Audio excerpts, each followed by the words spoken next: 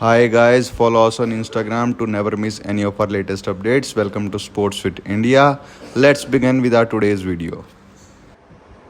जो राजा चुआ खेल सके थे, बाजी थी ना खिलानी, कितने सीखे अधर्म करके उल्टी रीत चलानी। ज्ञानी के संग ज्ञानी चाहिए, ध्यानी के संग ध्यानी, मूर्ख के संग मूर्ख हो, अभिमानी संग अभिमानी, पंडित के संग हो व्याकरण जो शुद्ध बनाओ वाणी, शील पुरुष संग शील पुरुष हो, नहीं कदे हो हानि, जंग जुआ और कुश्ती के मत चाहिए गुट मलानी। ये लाइनें हरियाणा के महाकवि पंडित लक्ष्मीचंद ने कही थी। अभी मैं आपको बताऊंगा भारतीय कुश्ती के 5 स्तंभ कौन से हैं। क्या आप जानते हो कि भारतीय कुश्ती के 5 स्तंभ कौन से हैं?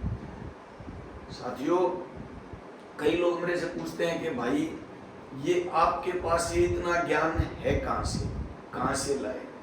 ज्ञान कहीं से आता नहीं, ज्ञान लेने से बढ़ता है और ज्ञान आप किसी को दे रहे हो तो उससे आपका ज्ञान कम नहीं होता। मैंने 25 साल लगाकर पूरे देश में घूमकर कुश्ती पर काम किया है, कुश्ती का इतिहास संजोया है। 25 वर्ष कोई कम समय नहीं है और ये मेरा पेशा नहीं है, ये मेरा शौक है।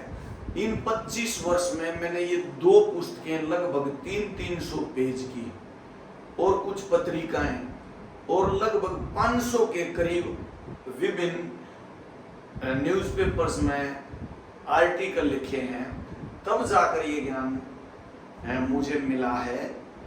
और जो जितना मुझे आता है मैंने आज तक किसी को मना नहीं किया है।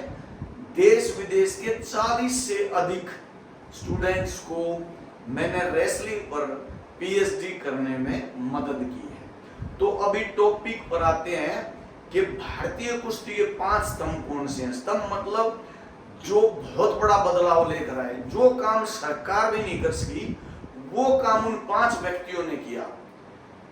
पहला नाम मैं इसमें लूंगा गुरु हनुमान, जो राजस्थान के चिड़ावा के रहने वाले थे और दिल्ली में आकर जिन्होंने बिरला मिल व्यायामशाला दिल्ली में चलाई और कई सौ पहलवान इंटरनेशनल नेशनल अर्जुन अवार्डी पहलवान उन्होंने देश को दिए। अगला नाम मैं यहां लूंगा मास्टर चंदगीराम जी। मास्टर चंदगीराम जी के बारे में आप सभी जानते हैं, वो खुद एक बहुत बड़े पहलवान रहे।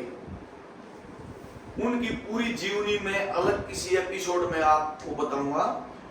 वो ड्राइंग के अध्यापक थे, उसके बाद उन्होंने कुश्ती शुरू की, हिंद केसरी बने, एशियाई खेलों में गोल्ड मेडल लिया और उसके साथ साथ दिल्ली में यमुना घाट पर अखाड़ा चलाया और बड़े बड़े हिंद केसरी और अर्जुन अवार्डी पहलवान उन्होंने तैयार किए। इसी कड़ी में अगला नाम मैं लूंगा बाबू बीरे। महाराष्ट्र के रहने वाले कोल्हापुर के बाबू बीरे साहू महाराज और उसके बाद उनके पुत्र राजा राम महाराज के पहलवान थे। वो बहुत तगड़े पहलवान थे। उसके बाद उन्होंने मोतीबाग तालीम में एक से एक बढ़कर पहलवान तैयार किए, जिनमें हिंद केसरी गणपत अंदालकर भी शामिल है। और इसी कड़ी में अगला नाम है कैप्टन चांद्रूप, जो भारतीय सेना में रहे, सेना के चैंपियन रहे, नेशनल चैंपियन रहे, भारतीय सेना की कुश्ती टीम के कोच भी रहे। उसके बाद उन्होंने आजादपुर दिल्ली सब्जी मंडी में अखाड़ा चलाया और अनेक अर्जुन अवार्डी और हिंद केसरी पहलवान जैसे पहलवान ओमवीर सिंह, अशोक गर्ग, हिंद केसरी सोनू, रोहतास दहिया आदि अनेक पहलवान उन्होंने तैयार किए।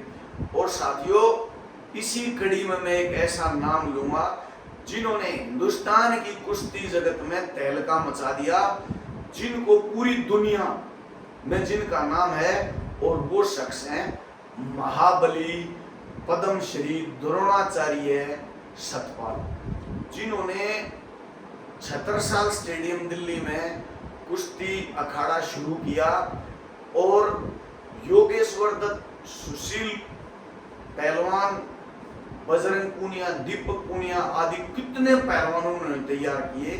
ये भारतीय कुश्ती के 5 ऐसे स्तंभ हैं जिनके बारे में मैं आपको अलग अलग एपिसोड में इनकी पूरी जानकारी आपके सामने में रखूंगा। धन्यवाद।